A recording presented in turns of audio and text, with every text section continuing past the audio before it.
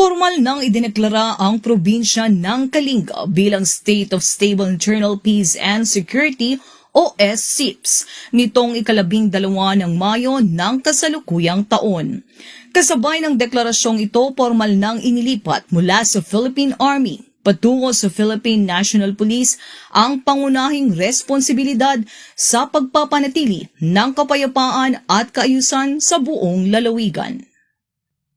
Pinaunahan ang ceremonial handover ni Lieutenant Colonel Jimrick Obias, Commanding Officer ng 103rd Infantry Battalion ng Philippine Army, at Police Colonel Gilbert Fatiig, Provincial Director ng Kalinga Police Provincial Office.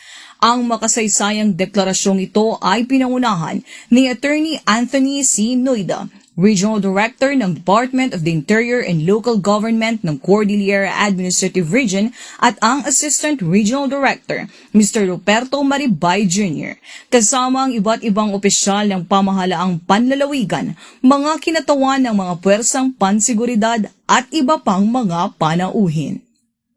Binasbasan naman ni Reverend Father Melchor Pasado, Parish Priest ng St. William's Cathedral, ang mga marker ng bawat munisipalidad, lungsod ng Tabuk at ng probinsya ng Kalinga bilang simbolo ng pagkakaisa at matatag na kapayapaan sa lalawigan.